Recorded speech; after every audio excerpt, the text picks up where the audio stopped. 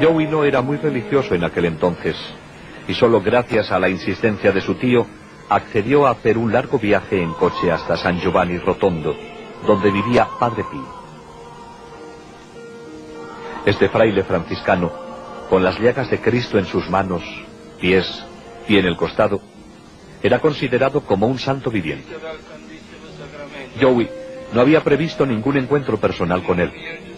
Sin embargo, al terminar la misa, se encontró en una habitación con otras personas esperando la bendición del Padre cuando pasara por allí.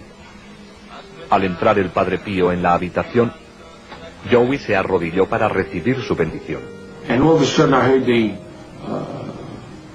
De repente, oí a la gente arrodillarse sin saber lo que pasaba. Padre Pío colocó sus brazos sobre mí y me besó en la frente. Me dijo: Joey, estoy muy contento de verte. Mi tío me dijo luego que era Padre Pío quien me había abrazado. Yo no sabía qué decir, porque nadie sabía que yo iría allí a verle, ni siquiera yo mismo. Aún había una gracia más para Joey, mientras se arrodillaba con otras personas para recibir la bendición del Padre Pío. Cuando tuve el accidente aquí, en 1947, perdí el sentido del olfato. Todo esto está suturado. Y esta es una fractura de 3 pulgadas sobre la frente. No solo perdí mis ojos, sino el olfato. Cuando me arrodillé para recibir la bendición del Padre Pío, sentí una fragancia de rosas que provenía de la sangre de sus manos. Al percibirla me sorprendí y me eché hacia atrás contra la pared, con los brazos levantados, así, para protegerme. No sabía qué pasaba. Padre Pío bajó mi mano y me dijo en italiano: Joey, no tengas miedo. Y me tocó así, en el puente de la nariz. Mi sentido del olfato fue restablecido después de estar sin él desde el día del accidente, en junio de 1947, 16 años atrás. Joey estaba lleno de paz y felicidad, y no quería abandonar San Giovanni. No obstante, su compañero de viaje le recordó que tenían el compromiso de pasar parte de sus vacaciones en un lugar llamado Garabandal. Cuando Mario me recordó que teníamos que irnos a Garabandal, le dije: Mario, ¿cómo sabemos que es verdad? A lo mejor no es una aparición verdadera. Tal vez es un truco del demonio para hacerme perder las gracias que acabo de recibir. Preguntémosle a Padre Pío. Entonces él dijo: ok. Le dije al Padre Pío: ¿es cierto que la Virgen se está apareciendo a 4 niñas en Garabandal? Y él dijo: sí. Dije entonces: Padre Pío, ¿debo ir allí? Y él dijo: sí, ¿por qué no? Y así es como ocurrió. Debido a que Padre Pío me aseguró que la Virgen se estaba apareciendo allí, dándome su autorización para ir, no tuve miedo y fui. La primera de muchas visitas de Joey Lomangino a Garabandal fue en febrero de 1963. En aquellos días, especialmente durante el invierno, una de las únicas formas de llegar al pueblo era en carreta de bueyes. No pasó mucho tiempo antes de que Joey se encontrara y conociera a las niñas a quienes la Virgen se había aparecido, quedando inmediatamente impresionado por su sencillez y sinceridad. Conchita habría de convertirse en una buena amiga. Joey se quedó también impresionado por el mensaje y sintió la necesidad de hacerlo conocer. Sin embargo, se sentía impedido por su ceguera. Me dije: ¿qué puedo hacer para hacer conocer al mundo al Padre Pío y el mensaje de Garabandal? ¿Qué puedo hacer? ¿Qué puede hacer un ciego? Su figura cobró unas dimensiones inimaginables. Sus estigmas, unidos al periodo de confinamiento y a su misticismo, habían hecho de él un mártir, un nuevo Cristo venido a la tierra, al que cientos de miles de personas glorificaban. Los creyentes aguardaban durante días para poder confesarse con él.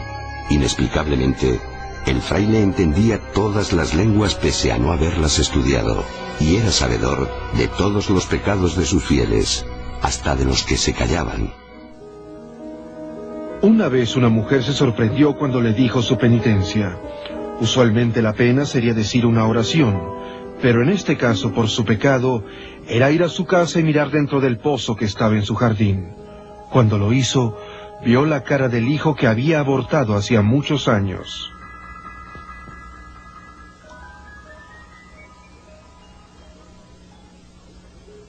Joe Greco, ahora totalmente devoto del Padre Pío, lo conoció bajo circunstancias muy raras, en un sueño en el cual le pidió que salvara la vida de su padre, el que de repente se recuperó de una operación muy peligrosa. Joe decidió ir a San Giovanni y darle las gracias al Padre Pío, a pesar de que tuvo que esperar 4 días para su confesión. Esto en verdad fue lo que me convenció. Fue cuando el Padre Pío me vio y me dijo: bueno, entonces tu padre ya está bien, ¿verdad? Esto me impresionó mucho porque de veras yo nunca había estado en San Giovanni Rotondo. Porque yo nunca había estado en esa parte del mundo. Y nunca le había comentado a nadie de la enfermedad de mi padre. Y así me le quedé viendo y pensé preguntarle si el que había visto en mi sueño era él. Y de repente, sin decir nada, me dice: en el sueño, en el sueño. Se me cortó la respiración. Le digo la verdad, estaba muerto de miedo. Y le dije: sí, padre, en el sueño, padre. Le dije todos mis pecados y me dio absolución. No, antes de que me absolviera me dijo: hay todavía algo más. Y le contesté: padre, no me acuerdo de nada más. Entonces el Padre Pío le empezó a recordar el incidente que tuvo con una muchacha que conoció cuando era joven y estaba en el ejército. En ese momento me acordé de todo. Quería que la tierra se abriera y me tragara. Estaba tan avergonzado. Le dije que estaba en lo cierto y que me perdonara por no habérselo dicho en la confesión. Estaba tan avergonzado. Bueno, ¿has cargado este pecado contigo?, me dijo, desde 1941. Y el lugar preciso era en el pueblo de Blackburn. Cuando me levanté para ir, me volvió a decir: hay algo que se te está olvidando. Le noté que decía esto con una leve sonrisa. Oh, no, padre, no hay nada más, de verdad que no hay nada. Y me dijo: ve dentro del bolsillo de tu saco. Entonces metí la mano y saqué mi rosario. Se lo di, me lo bendijo y me lo regresó. Y eso fue. En verdad, eso fue. Aquellas personas que conocían al Padre Pío hablaban con admiración y afecto. Hablaban de sus 50 años de dolor excesivo y de que no había duda que sufrió angustias de heridas genuinas. La evidencia médica del estigma, provista por doctores que examinaron al Padre Pío, es impecable. El doctor Luigi Romanelli, el doctor Giorgio Festa y el doctor personal del Padre Pío, el doctor Sala, proporcionaron, al igual que otros muchos expertos médicos, evidencia de que las heridas eran genuinas y que no mostraban señas de curación ni de ulceración.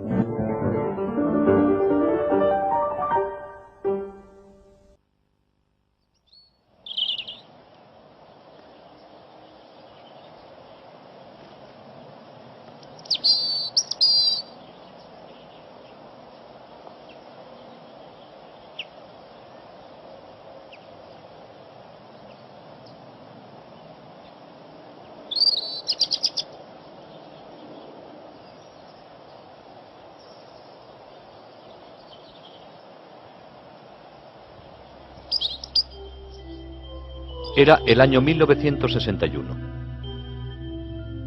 El lugar, un pequeño pueblecito en las montañas cantábricas del norte de España, llamado San Sebastián de Garabandal. 300 personas vivían allí, al pie de la montaña, en unas 80 casas de piedra. Este pueblecito está totalmente aislado de los demás de la región y es muy primitivo.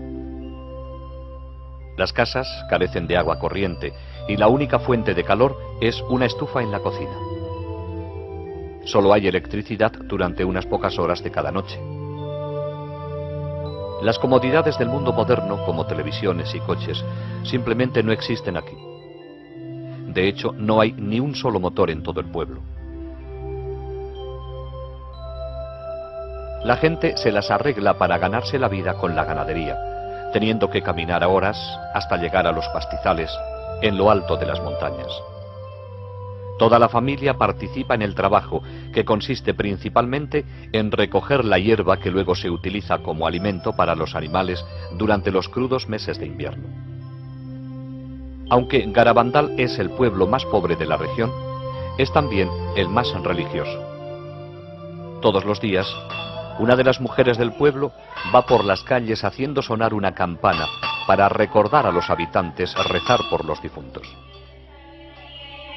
Todas las noches, la gente se reúne en la pequeña iglesia para rezar el rosario y las letanías de la Santísima Virgen María. Los fines de semana, el párroco de Cosío hace el difícil viaje a caballo hasta Garabandal para celebrar la Santa Misa y oír las confesiones. Este era Garabandal en 1961. Era tan solo una sencilla población cantábrica que había permanecido sin cambios durante décadas, tal vez siglos. Y era de esperar que permaneciera así para siempre. Estas 4 niñas eran tan típicas como todas las demás del pueblo y vivían felices en su montaña. Conchita González, de 12 años, Maricruz González, de 11, Jacinta González, de 12, y Mariloli Mazón, también de 12 años. Aunque 3 de ellas tienen el mismo apellido, no son parientes cercanas. Aún no había empezado a anochecer la tarde del 18 de junio de 1961, cuando las 3 niñas decidieron divertirse un poco cogiendo manzanas del árbol del maestro de la escuela en las afueras del pueblo. Con alegres risas cogieron las manzanas y se refugiaron en el camino rocoso que conduce a una pequeña arboleda de pinos en una colina cercana que mira hacia el pueblo. De repente, mientras se deleitaban comiendo las manzanas, oyeron un sonido como de trueno.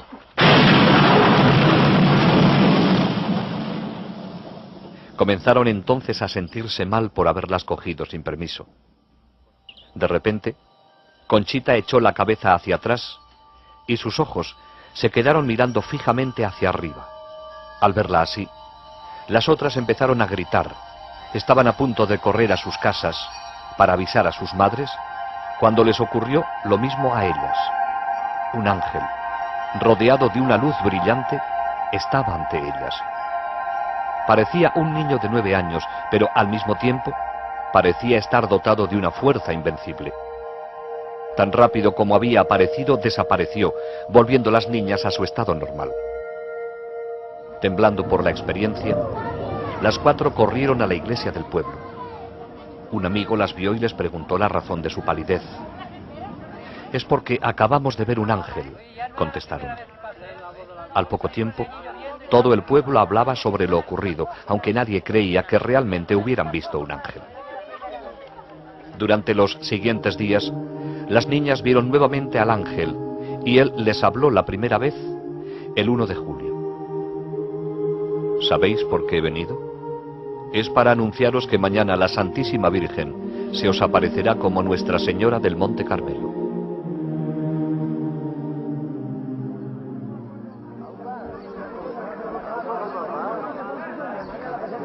Para entonces, la noticia de las apariciones se había extendido a los distritos vecinos y el día 2 de julio, una gran multitud esperaba la aparición de la Virgen María. Alrededor de las 6 de la tarde, las niñas se encontraban en el lugar acostumbrado de las apariciones cuando cayeron repentinamente de rodillas sobre las piedras. Dentro de una luz brillante, vieron a una hermosa mujer entre 2 ángeles, y en uno de ellos reconocieron al mismo que habían visto anteriormente. Más tarde, se enteraron de que era nada menos que San Miguel Arcángel. Las niñas hablaron con su visión, sin el menor temor. Hablaban de sus familias, de los sacerdotes que estaban allí y del trabajo que hacían en casa o en los campos. La señora sonreía. Conchita dijo que era como hablar con su madre después de que hubiera estado lejos durante un viaje y acabara de regresar. Después del éxtasis, La gente naturalmente quiso saber cómo era la señora. En su diario, Conchita nos da esta descripción. La Virgen viene con un vestido blanco, manto azul, corona de estrellucas doradas. No se le ven los pies. Las manos estiradas con el escapulario en la derecha. El escapulario es marrón. El pelo largo, color castaño oscuro ondulado, la raya en medio, la cara alargada, la nariz alargada y fina, la boca muy bonita con los labios un poquito gruesos. El color de la cara es trigueño, más claro que el del ángel, diferente a la vez, muy bonita. Una voz muy rara, no sé explicarla. No hay ninguna mujer que se parezca a la Virgen, ni en la voz ni en nada.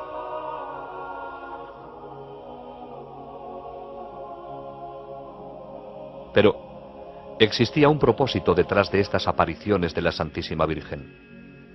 Quería utilizar a estas sencillas y simples niñas para llevar un importante mensaje a toda la humanidad. Pero siendo la madre amorosa y tierna que es, lo hizo a su propia manera. En su segunda visita vino con su pequeño niño en brazos, llenándose ellas de felicidad al ver al sonriente niño Jesús. Durante estas primeras apariciones, se vio a las niñas levantando pequeñas piedras hacia el cielo. Dijeron luego que la Virgen las besaba, pero añadieron que prefería besar objetos religiosos. La gente respondió entonces entregándoles rosarios, medallas, crucifijos y anillos de matrimonio, práctica que habría de continuar durante el transcurso de los acontecimientos. El 4 de julio, María les reveló su mensaje, diciéndoles que no deberían hacerlo público hasta el 18 de octubre. La verdadera naturaleza de las apariciones debería ser establecida primero para que el mensaje pudiera ser creído. Se necesitaba una prueba, y pruebas habría en abundancia. Varios médicos hicieron pruebas a las niñas durante los éxtasis. Encontraron que estaban rígidas, frías como piedras e insensibles al dolor. También experimentaban un cambio increíble en su peso. 2 hombres apenas podían levantar a una de ellas del suelo, mientras que ellas se levantaban entre sí con toda facilidad para besar a la señora de las apariciones. Las niñas sabían cuándo iban a tener una aparición mediante una serie de 3 llamadas interiores que se hacían progresivamente más intensas. Después de la última, salían corriendo llenas de felicidad a su encuentro celestial. Las llamadas tenían lugar a cualquier hora del día o de la noche, pero si las niñas se habían ido ya a la cama, entonces la Virgen respetaba su sueño. Conchita debió permanecer muchas noches en vela, esperando la última llamada de la Virgen. Hacia finales de julio, la frecuencia de las apariciones había aumentado a 2 o más en un solo día, con una duración desde 10 minutos hasta varias horas. Las caras de las niñas se transfiguraban, adquiriendo una belleza sobrenatural. Algunos observadores se impresionaban tanto con esto que les resultaba difícil mirarlas. Agosto comenzó con nuevos fenómenos. Durante las apariciones, cuando estaban de rodillas, se las podía ver caer de repente hacia atrás hasta que sus cabezas tocaban el suelo. A veces caían al unísono, en perfecta sincronización, formando bellas esculturas. Merece la pena mencionar que nunca se les subió la ropa indecorosamente. En ocasiones caían totalmente rectas hacia atrás, dando un fuerte golpe seco en el suelo que horrorizaba a los espectadores, pero nunca se hicieron daño, levantándose luego sin el apoyo de sus manos o brazos. Comenzaron entonces los éxtasis ambulatorios, hacia adelante o hacia atrás y a través del pueblo, durante los cuales mantenían los ojos fijos hacia arriba todo el tiempo. Véase cómo el pie de Mariloli evita cuidadosamente una piedra del camino. A veces se movían tan rápido que ni los más jóvenes del pueblo, corriendo a toda marcha, podían alcanzarlas. Al terminar la carrera, no estaban cansadas ni sudorosas, y sus pulsos eran totalmente normales. Durante estas carreras extáticas solían detenerse instantáneamente, desafiando las leyes de la física, mientras que los que trataban de seguirlas pasaban junto a ellas incapaces de detenerse tan rápido. Las niñas siempre llevaban crucifijos en las manos y los ofrecían para ser venerados a aquellos que estaban a su alrededor. Nunca sabían quién besaba el crucifijo, ya que durante los éxtasis solo veían a su visión y a ellas mismas. Por orden de la Virgen, sostenían el crucifijo para que lo besase aquel que María deseara. En una ocasión, después del éxtasis, Conchita se enteró de que todos los que habían besado el crucifijo eran sacerdotes vestidos de seglares.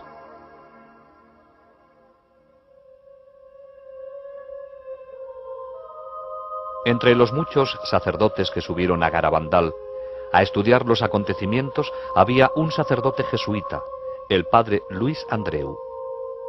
Era un joven brillante profesor de teología, con la reputación de ser también un santo. El padre Andreu estuvo muy escéptico durante su primera visita, pero después de estudiar muy de cerca a las niñas en éxtasis, se dio cuenta de que algo muy serio estaba ocurriendo allí. El 8 de agosto de 1961, el padre Andreu hizo otra visita al pueblo. Esa noche estaba entre la multitud de gente en Los Pinos, donde las visiones tenían lugar frecuentemente. De repente, su cara se puso tensa. Gruesas gotas de sudor se formaron sobre su frente y exclamó: ¡Milagro! ¡Milagro! ¡Milagro! ¡Milagro! A la mañana siguiente, en el camino a casa con unos amigos, dijo: «¿Qué regalo me ha dado la Virgen? Qué afortunados somos de tener una madre como ella en el cielo. Este es el día más feliz de mi vida». Profirió entonces un leve sonido como de tos e inclinó la cabeza. El padre Andreu había muerto. Durante una visión posterior, la Santísima Virgen dijo a las niñas que el 8 de agosto el padre Andreu no solo la había visto a ella, sino también a una visión de lo que será el gran milagro. Uno de los lugares que las niñas visitaban más frecuentemente durante los éxtasis era la iglesia del pueblo, donde entraban para orar ante el sagrario. Esto desafortunadamente traía problemas. La multitud que las seguía creaba tal desorden que finalmente tuvo que ser impartida una prohibición y se cerraron las puertas de la iglesia. En lo sucesivo, las visitas de las niñas las condujeron solo hasta las puertas cerradas. Como ejemplo de obediencia al obispo, María no las condujo nunca más al interior de la iglesia. A comienzos de octubre de 1961, los éxtasis de las 4 niñas tenían a todos perplejos.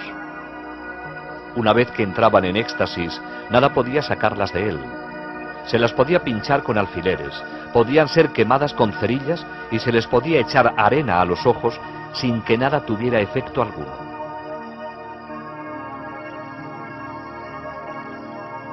Las poderosas luces de las cámaras, disparadas a corta distancia, no las hacían parpadear. En sus marchas hacia adelante y hacia atrás, se movían con precisión y velocidad, sin siquiera mirar hacia dónde iban. Eran especialmente impresionantes sus descensos nocturnos hacia atrás, desde Los Pinos hasta el pueblo, a velocidades increíbles.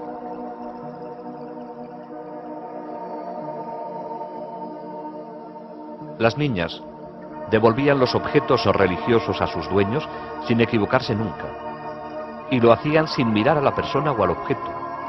Estos objetos eran generalmente apilados sobre una mesa en casa de una de ellas, cuando no estaban allí.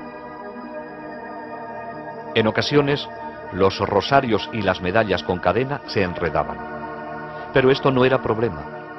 La niña en éxtasis cogía los objetos de la mesa y los levantaba hacia la aparición, separándolos luego con toda facilidad en sus manos. Entonces tomaba el objeto recién besado por María y con los ojos fijos en la visión todo el tiempo, pasaba a través de la multitud hasta encontrar a su dueño. Era una experiencia conmovedora para la persona que se le entregara su rosario, medalla o anillo de matrimonio de esa forma misteriosa. Muchos lloraban, algunos se desmayaban.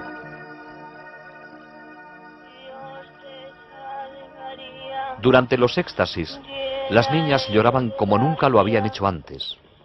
Oigamos una grabación original de dos niñas rezando el Ave María, mientras contemplaban a aquella persona a quien está dedicada esta antigua oración. Y bendito es el fruto de tu vientre, Jesús.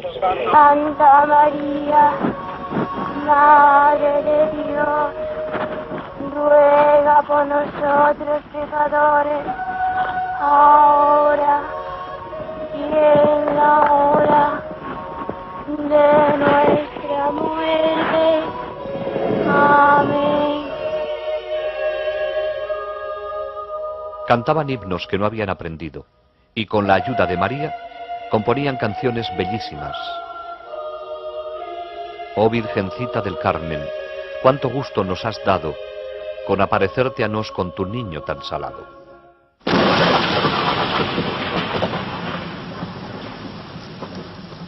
Finalmente llegó el 18 de octubre, el día en que las niñas habrían de anunciar el tan esperado mensaje de la Santísima Virgen. Era un día de apariencia apocalíptica, con rayos y truenos, lluvia y frío. No obstante, cientos de personas hicieron el sacrificio de estar allí en ese día tan importante. El tiempo pasó y muchos se fueron. Finalmente, el mensaje fue leído en voz alta en Los Pinos, a la multitud que aún permanecía allí. Hay que hacer muchos sacrificios, mucha penitencia, visitar al Santísimo. Pero antes tenemos que ser muy buenos. Y si no lo hacemos nos vendrá un castigo. Ya se está llenando la copa, y si no cambiamos, nos vendrá un castigo muy grande.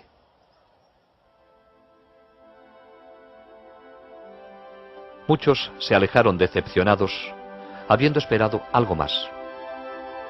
Pero ese fue el mensaje, corto y al grano. La más amorosa de las madres acababa de decirles a sus hijos, en un lenguaje claro y sencillo, lo que deberían hacer para evitar un castigo de Dios que sobrepasaría cualquier cosa que el hombre pudiera concebir. Los éxtasis de las 4 niñas continuaron hasta entrados los meses de invierno. Las llamadas vendrían a cualquier hora, de día y de noche.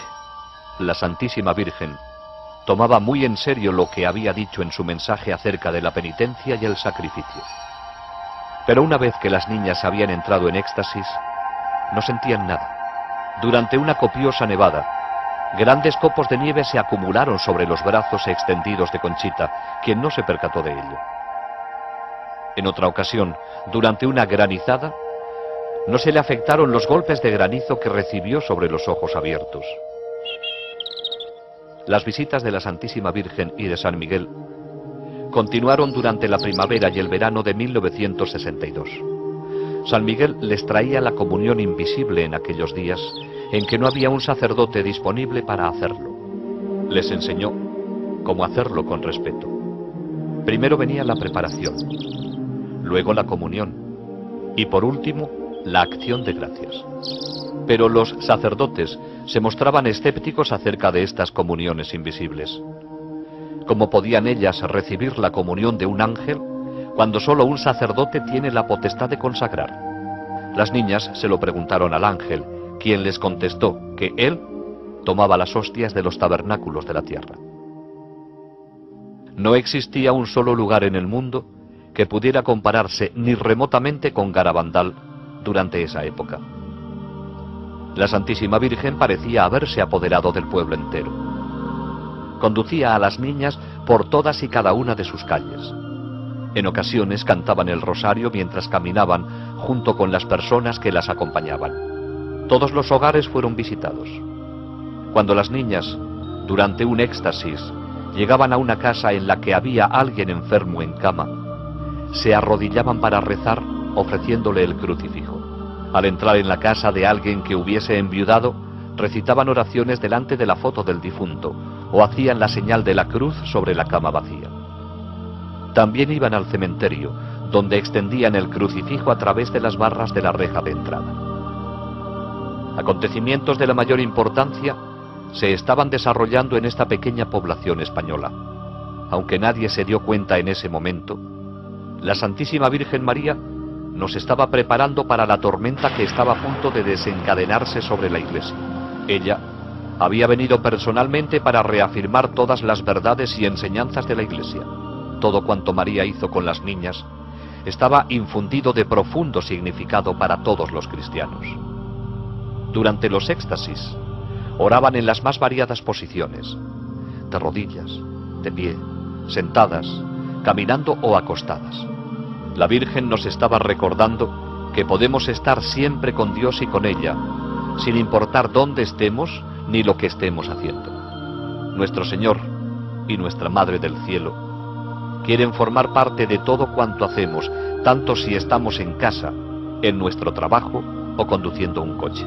Cuando los taxis que traían a la gente a Garabandal aparcaban en el pueblo, las niñas en éxtasis se acercaban y trazaban la señal de la cruz sobre el parabrisas con los crucifijos. Nada era insignificante para la Virgen. Se interesa hasta por nuestras vacas, dijo una vez Mariloli después de un éxtasis. María nos enseñó a través de las niñas cómo debemos actuar con nuestros vecinos. Si una de las niñas perdía un zapato durante las caminatas por el escabroso terreno, la Virgen le pedía a otra que se lo pusiese. A veces, las niñas se separaban mientras iban en éxtasis por el pueblo. Al encontrarse de nuevo en otro lugar, se abrazaban todavía en éxtasis. Siempre que caminaban juntas en éxtasis, lo hacían tomadas de la mano o del brazo.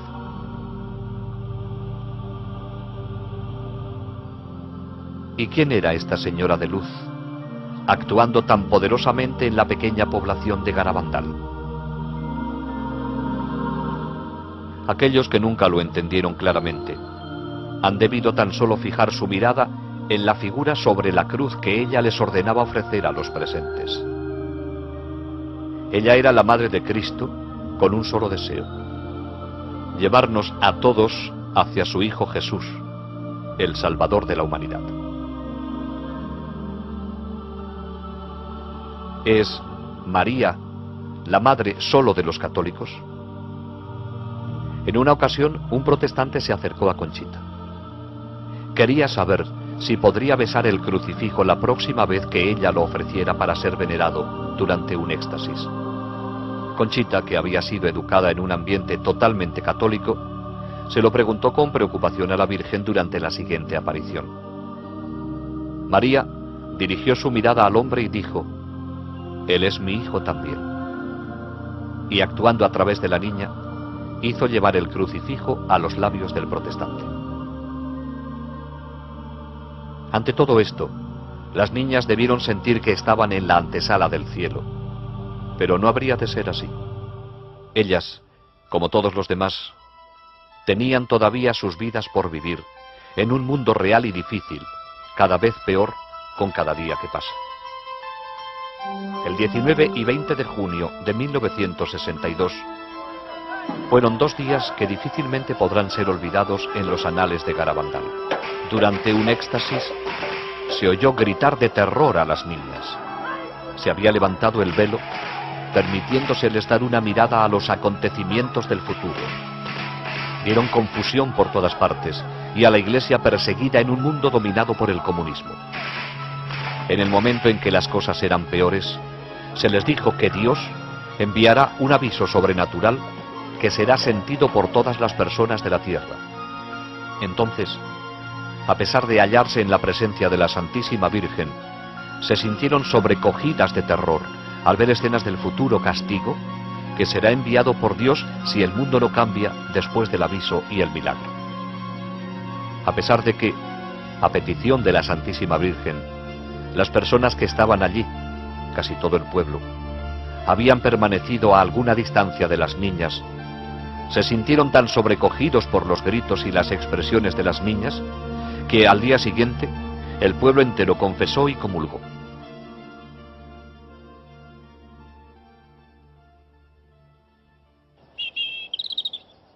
Durante algún tiempo, las niñas habían suplicado a la Santísima Virgen y a San Miguel obrar un milagro para convencer a aquellos que aún no creían. Finalmente, San Miguel dijo a Conchita que en un día específico, según lo había determinado la Virgen, la comunión invisible que ella recibía se volvería visible sobre su lengua. Conchita lo llamó alegremente milagruco, ya que ella pensaba que la hostia que recibía era siempre visible. Varios centenares de personas se encontraban en el pueblo cuando finalmente llegó el día anunciado por Conchita con 15 días de anticipación.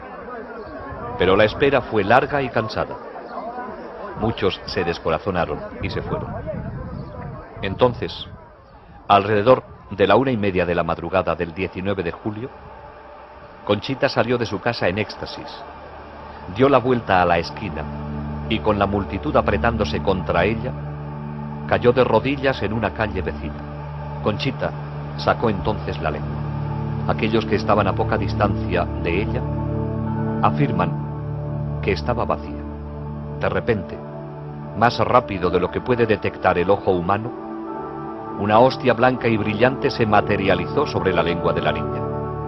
Un hombre de negocios de Barcelona, con una cámara de cine prestada y sin más iluminación que la que le prestaba una linterna de pilas, rodó algunas escenas mostrando la hostia sobre su lengua. Era este un milagro anunciado con anterioridad y registrado en una película que servía de prueba de la autenticidad de los acontecimientos de Garabandal. En octubre de 1962, a 1400 kilómetros de Garabandal, comenzaba a desarrollarse otro suceso de profundas repercusiones dentro de la Iglesia, sin precedente en tiempos modernos. El Papa Juan XXIII había dado comienzo al Concilio Vaticano II. Surgió entonces la pregunta natural: ¿existía alguna relación entre este acontecimiento eclesiástico monumental y los maravillosos hechos que estaban ocurriendo en un pueblecito del norte de España? La respuesta es un contundente sí, aunque el completo significado de esta relación solo podrá ser comprendido en el futuro. Durante un éxtasis se oyó a Conchita repetir las palabras de la Virgen: el concilio será el más grande de todos, será un éxito. A lo que respondió Conchita: qué bien, así te conocerán mejor y estarás más contenta. Hacia enero de 1963, Mariloli, Jacinta y Maricruz habían cesado de tener apariciones. Solo Conchita continuaba teniéndolas, aunque eran cada vez menos frecuentes. Sin embargo, por esta época, Conchita y Mariloli comenzaron a tener locuciones internas. Una locución es una voz interior que no va acompañada de una visión externa. En 1947, Joulo Mangino perdió el sentido de la vista y el olfato en un absurdo accidente que le cercenó los nervios olfativo y óptico. Después de un largo periodo de tiempo, logró surgir en 1961 como un exitoso hombre de negocios, aunque agotado por el exceso de trabajo. Su médico le sugirió que se tomara unas vacaciones en Europa.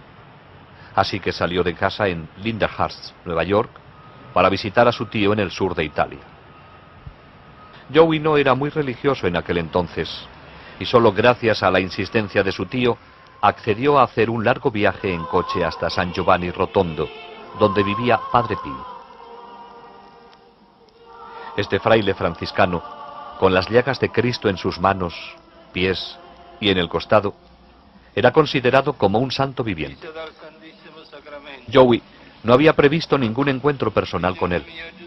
Sin embargo, al terminar la misa, se encontró en una habitación con otras personas esperando la bendición del Padre cuando pasara por allí. Al entrar el Padre Pío en la habitación, Joey se arrodilló para recibir su bendición. De repente, oí a la gente arrodillarse sin saber lo que pasaba. Padre Pío colocó sus brazos sobre mí y me besó en la frente. Me dijo: Joey, estoy muy contento de verte. Mi tío me dijo luego que era Padre Pío quien me había abrazado. Yo no sabía qué decir, porque nadie sabía que yo iría allí a verle, ni siquiera yo mismo. Joey quedó profundamente impresionado y 2 años más tarde regresó a San Giovanni. Esta vez decidió confesarse con Padre Pío. Fui al confesionario en que estaba el Padre Pío y me arrodillé en el reclinatorio con el Padre Pío sentado frente a mí. Me tomó la mano, así. Yo estaba asombrado pensando en los confesionarios americanos con paneles. Entonces, estando de rodillas, con mis manos entre las del Padre Pío, me dijo en italiano: Joey, confiésate. Y para ser franco, estaba entristecido porque no estaba llevando una vida adecuada. Me quedé atónito. No supe qué decir. Entonces, el Padre Pío me tomó la mano, así, y me dijo: confiésate. Pero de nuevo encontré muy difícil hablarle. Entonces, en perfecto inglés me dijo: Joey, ¿recuerdas cuando estuviste en un bar con una mujer llamada Bárbara? ¿Recuerdas los pecados que cometiste? Y en perfecto inglés pasó a decirme las personas con las que había estado, los sitios a los que había ido y los pecados que había cometido. Naturalmente, estaba sudando, pero Dios me concedió la gracia de entender que si tenía que soportar todo aquello para volver a ser feliz, merecía la pena. Creía realmente que el Padre Pío podría ayudarme. Entonces, cuando llegó al fondo de todos mis pecados, después de lo que me parecieron 1000 años, me dijo en italiano: ¿estás arrepentido? Y yo le dije: sí, lo estoy, Padre Pío. Entonces me dio la absolución. Los ojos me daban vueltas en la cabeza y comencé a frotarlos, así. La cabeza me daba vueltas y yo seguía frotándome los ojos. De pronto, mi mente se aclaró totalmente y me puso su mano estigmatizada sobre los labios, así. Besé su estigma y me dio una ligera palmada en la cara, diciéndome en italiano: Joey, un poco de paciencia y valor, y vas a estar bien. Tenía 33 años, pero me sentía como si tuviera 16. Tenía el firme propósito de corregirme, lamentaba todos los pecados que había cometido durante mi vida. Me sentía tan bien y tan limpio que no quería involucrarme con nadie por temor a que, solo al hablar, pudiera perder la gracia que había recibido. Pero aún había una gracia más para Joey, mientras se arrodillaba con otras personas para recibir la bendición del Padre Pío. Cuando tuve el accidente aquí, en 1947, perdí el sentido del olfato.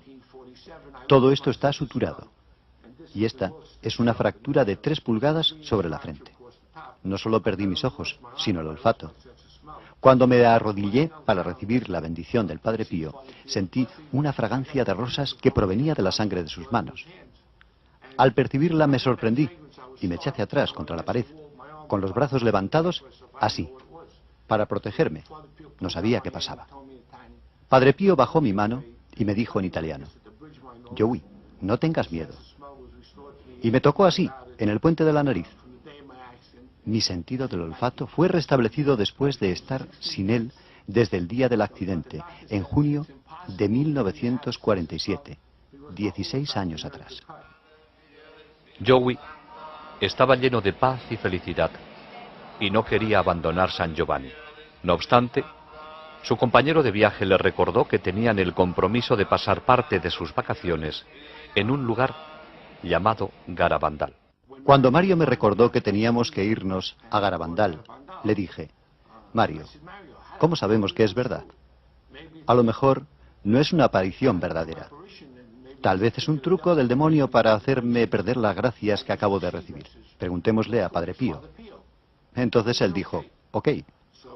Siempre habíamos tenido una magnífica acogida por parte de los religiosos con los que residía Padre Pío, así que fuimos donde estaban ellos y les dije: Quisiera hablar con Padre Pío, ¿es posible? Y el religioso dijo, oh sí, Joey.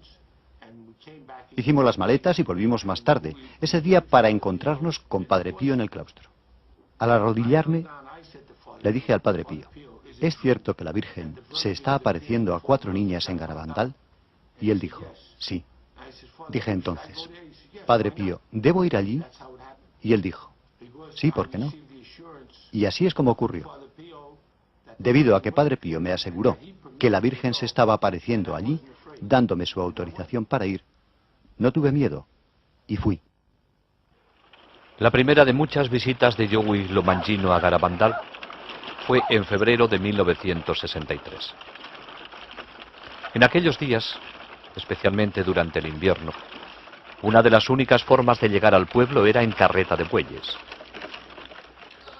No pasó mucho tiempo antes de que Joey se encontrara y conociera a las niñas a quienes la Virgen se había aparecido, quedando inmediatamente impresionado por su sencillez y sinceridad. Conchita habría de convertirse en una buena amiga. Joey se quedó también impresionado por el mensaje y sintió la necesidad de hacerlo conocer. Sin embargo, se sentía impedido por su ceguera. Me dije, ¿qué puedo hacer para hacer conocer al mundo al Padre Pío y el mensaje de Garabandal? ¿Qué puedo hacer? ¿Qué puede hacer un ciego? Nunca estuve en una obra de teatro en el colegio de lo tímido que era. Joey regresó a casa. Tenía un álbum de fotos de Padre Pío y de las 4 niñas en éxtasis, con explicaciones en relieve bajo cada foto. Visitaba las casas de sus amigos y familiares, dándoles explicaciones sobre el famoso estigmatizado y sobre los hechos admirables que estaban ocurriendo en Garabandal. De esta pequeña semilla habría de surgir un apostolado a través del mundo entero.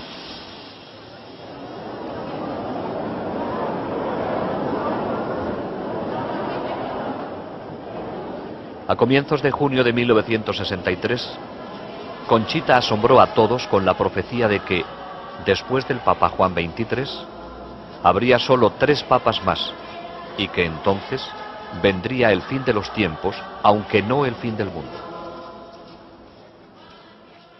El 19 de marzo de 1964, día de la fiesta de San José, Conchita tuvo una locución en Los Pinos durante la cual la Virgen le dijo que el día del gran milagro, Joey Lomangino recuperaría la vista para siempre.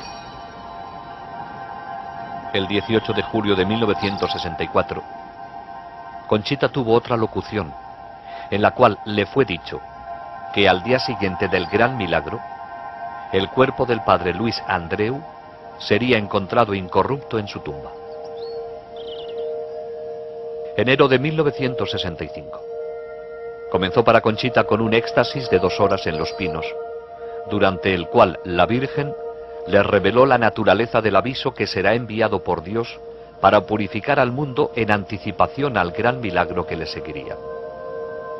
También le dijo que, debido a que el mundo no había respondido a su primer mensaje, por intercesión de San Miguel, daría un segundo y último mensaje el día 18 de junio de 1965. Miremos ahora los grandes acontecimientos profetizados en Garabandal. Primero vendrá el aviso. Será visto en el cielo y luego sentido interiormente por todos en la tierra. Nadie escapará a él. En algún momento, en un futuro no muy distante, cuando el mundo se encuentre en medio del caos, todo se suspenderá. Durante ese momento, todos verán el mal que han hecho y el bien que han dejado de hacer. Será muy doloroso. La gente preferiría morir antes que soportarlo. Pero no causará daño físico. Si alguien muriese, sería solo como resultado del shock recibido. El aviso servirá de purificación para corregir la conciencia del mundo y prepararlo para el gran milagro. El milagro tendrá lugar en Los 9 Pinos. Ocurrirá un jueves a las 8:30 de la noche, entre el 8 y el 16 de marzo abril o mayo. Conchita conoce la fecha y la anunciará al mundo con 8 días de anticipación. Será el día de un mártir de la Eucaristía y coincidirá con un gran acontecimiento de la Iglesia. Todos aquellos que estén en el pueblo o sus alrededores lo verán. Los enfermos que estén presentes se curarán. Los pecadores se convertirán y los incrédulos creerán. Como resultado del milagro, Rusia se convertirá. Después del milagro, quedará una señal sobrenatural visible y permanente que perdurará hasta el final de los tiempos.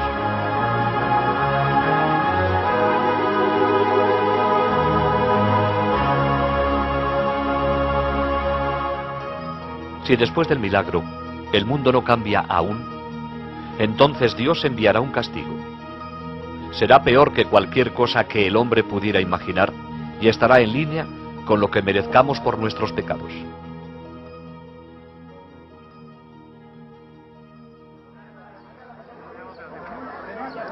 El 18 de junio de 1965, miles de personas llenaron la pequeña población de Garabandal para presenciar el éxtasis de Conchita y oír el segundo y último mensaje de la Virgen.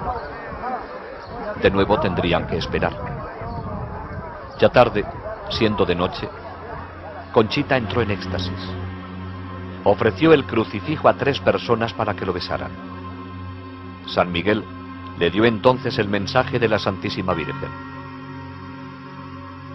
Como no se ha cumplido y no se ha hecho conocer al mundo mi mensaje del 18 de octubre, os diré que este es el último. Antes, la copa se estaba llenando. Ahora está rebosando. Muchos cardenales, obispos y sacerdotes van por el camino de la perdición, y con ellos llevan a muchas más almas. A la Eucaristía cada vez se le da menos importancia. Debemos evitar la ira de Dios sobre nosotros con nuestros esfuerzos. Si le pedís perdón con vuestras almas sinceras, Él os perdonará. Yo, vuestra madre, por intercesión del Arcángel San Miguel, os quiero decir que os enmendéis. Ya estáis en los últimos avisos.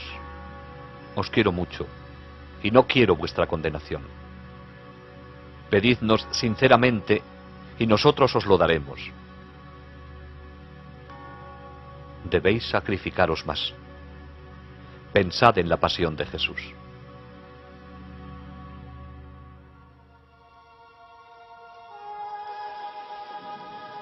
El 13 de noviembre de 1965 fue un día de alegría y tristeza a la vez para Conchita. La Virgen se apareció con el niño, pero habría de ser por última vez en Garabandal. Como ya se ha indicado, esta sería una aparición especial para besar objetos religiosos de los que Conchita tenía muchos. Después de besarlos, la Virgen dijo: a través del beso que he dado a estos objetos, mi hijo hará prodigios. Distribúyelos a otros. Háblame, Conchita, háblame de mis hijos. A todos los cobijo bajo mi manto. Esta será la última vez que me veas aquí, pero siempre estaré contigo y con todos mis hijos. Conchita, ¿por qué no vas a visitar a mi hijo al sagrario? Él te espera día y noche. Conchita le dijo: soy tan feliz cuando los veo. ¿Por qué no me llevas contigo al cielo ya? A lo cual ella respondió: ¿recuerdas lo que te dije el día de tu santo? Cuando te presentes ante Dios, tus manos deberán estar llenas de buenas obras, hechas para tus hermanos y para su gloria. En este momento, tus manos están vacías.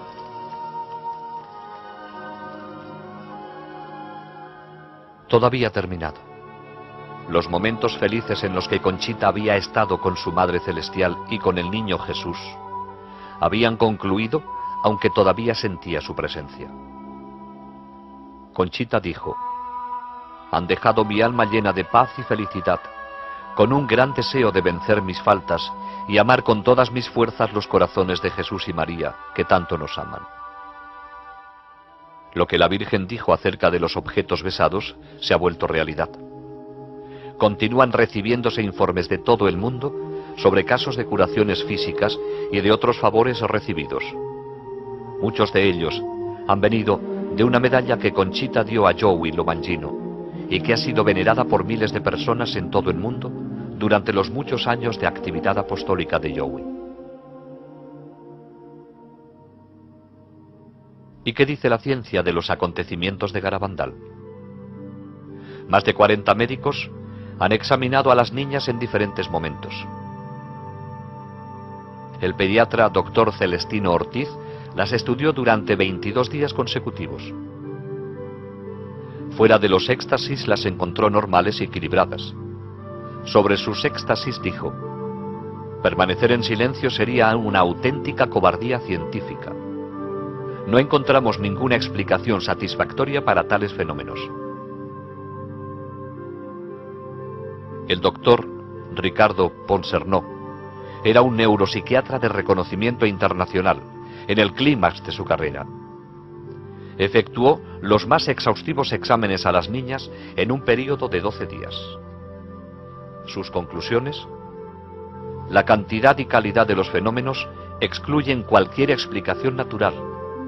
Dijo: desde un punto de vista estrictamente científico, no se puede negar la posibilidad de un origen sobrenatural en todos estos fenómenos. Otro eminente psiquiatra conectado a los acontecimientos es el doctor Luis Morales. En 1961 tenía su propia clínica en Santander, donde el obispo le nombró jefe de la comisión creada para estudiar las apariciones. En ese momento él no creía en el origen sobrenatural de estas. Más tarde, el mismo doctor Morales sorprendió al cambiar su opinión original. El 30 de mayo de 1983, con autorización del obispo de Santander, dio una conferencia pública en el salón de actos más grande de Santander. Durante la misma, expuso ante la multitud las razones por las cuales estaba convencido de que las apariciones de Garabandal eran dignas de crédito.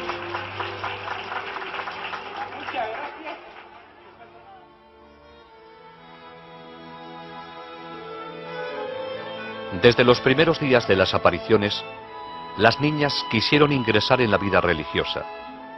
Sin embargo, esto no ocurriría. Durante su estancia en el colegio de las Carmelitas Misioneras en Pamplona, Conchita tuvo una locución de Jesús, durante la cual le dijo que no era su deseo que fuera religiosa, sino que debería permanecer en el mundo para hablar de María. Hoy día, las 4 videntes se han casado.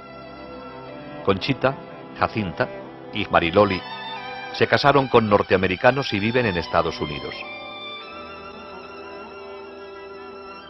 Maricruz permaneció en España y en 1971 se casó con Ignacio Caballero.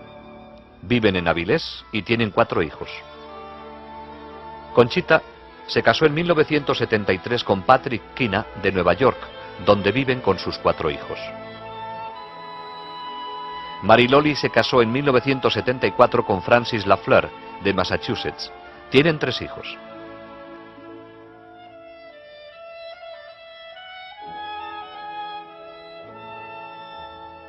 Jacinta se casó en 1976 con Jeffrey Monahan de la Marina de los Estados Unidos.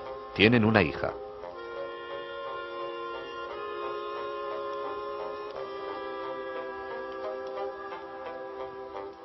Joey Lomangino sorprendió a todos cuando se casó con Marilyn Luther de Michigan en 1977. Joey continúa su labor de apostolado en Nueva York como esposo y padre de 2 hijos, Joseph y John.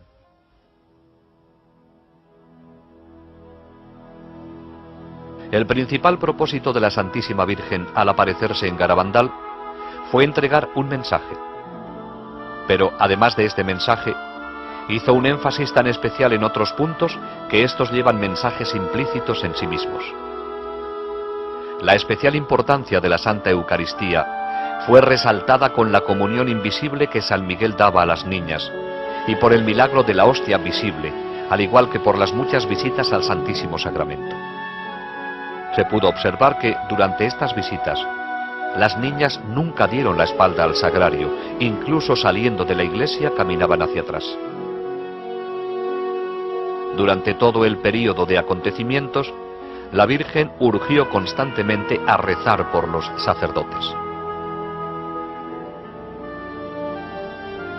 La Virgen escogió aparecerse bajo la advocación de Nuestra Señora del Monte Carmelo, estrechamente ligada al escapulario marrón. Habló de su importancia y lo llevó siempre en su brazo durante las apariciones. El escapulario es un signo de consagración a Nuestra Señora bendita. Aquellos que lo lleven con fe y devoción pueden estar seguros de su maternal protección durante los terribles días en que vivimos y en el momento de la muerte. El rosario fue algo muy importante dentro de los acontecimientos de Garabandal. María no les pedía a las niñas que lo recitaran durante las apariciones, se lo ordenaba.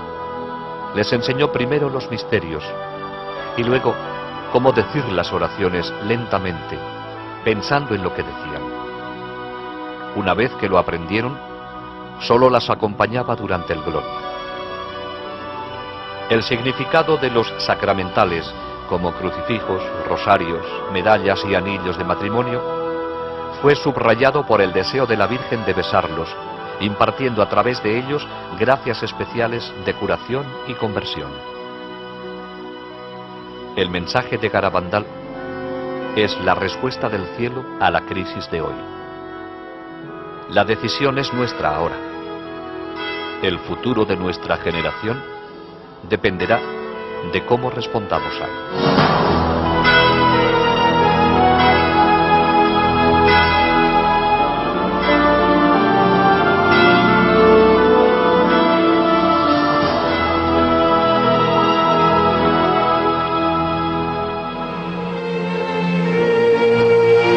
Veíamos a la Santísima Virgen y era tal su resplandor que nos impedía ver cuanto nos rodeaba y precisar dónde estábamos.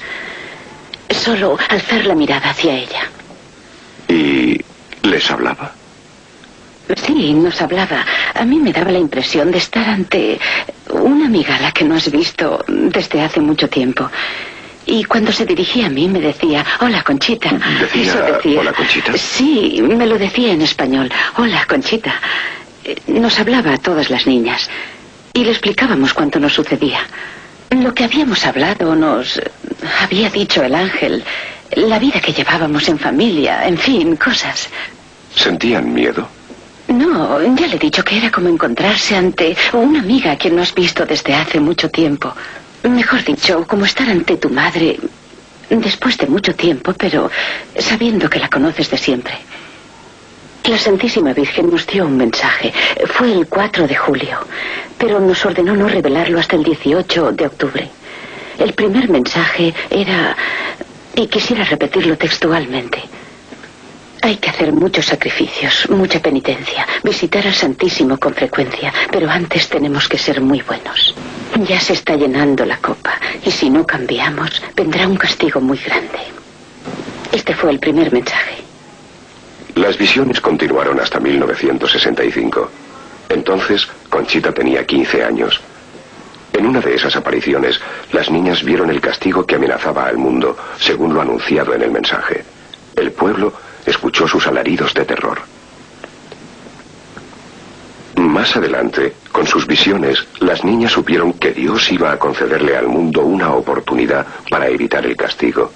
A esta oportunidad la denominó aviso. En cualquier lugar del mundo, dentro de un avión o donde puedas encontrarte, tú percibirás el aviso y sabrás que viene de Dios. Pero nadie podrá hallarle una explicación, ni hombre alguno será capaz de razonar. Ese aviso lo sentiremos en nuestro interior y lo veremos con nuestros ojos. Pero no nos hará ningún daño. ¿No nos dañará? No. Creo que podrá ser como si dos estrellas, ¿cómo diría yo?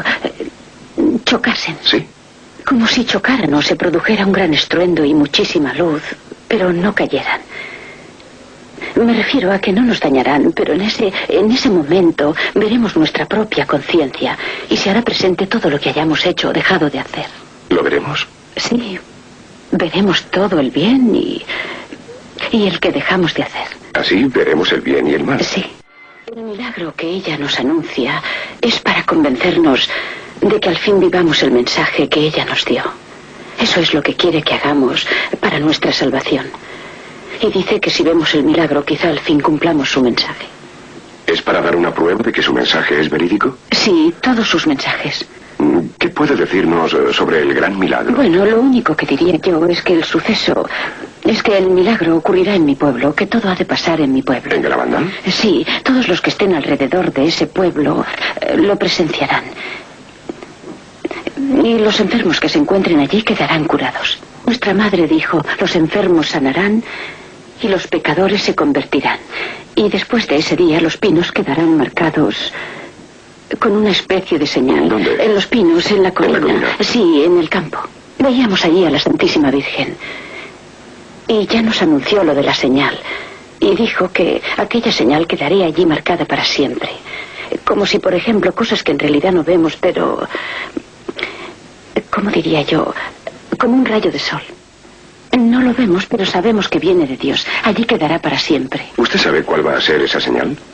Conozco la señal, pero no sé cómo explicarla. Sé que podrá verse y hasta fotografiarse, pero no será tangible, no se podrá palpar. ¿Tocar? Eso mismo. ¿Será como un gran resplandor? Sí, algo así. Y permanecerá para siempre. ¿Y permanecerá allí? Sí, para siempre. ¿Y el gran milagro? ¿Usted sabe cuándo se producirá? Sí, conozco el año, el mes y el día, pero la Virgen me dijo que solo 8 días antes lo revelara. A principios de 1965, anunció que recibiría un segundo mensaje para el mundo. La visión tuvo lugar al anochecer del 18 de junio, ante una multitud expectante.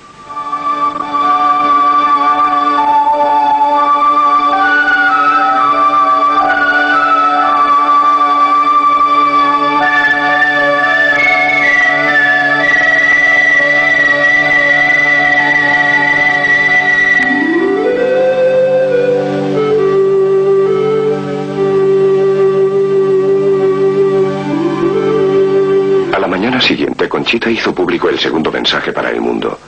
Resultó ser un poco más extenso que el primero, pero en términos más severos.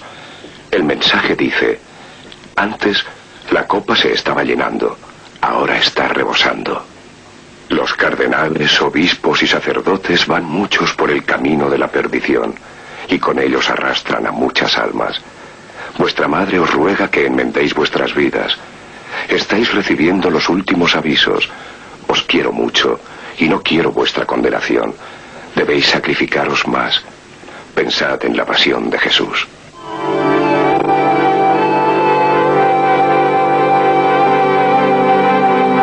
De modo que usted conoce la fecha del milagro. Sí. Y con 8 días de antelación... Podré anunciarlo a todo el mundo. Se lo anunciará Sí. a todo. ¿Y si no se produce?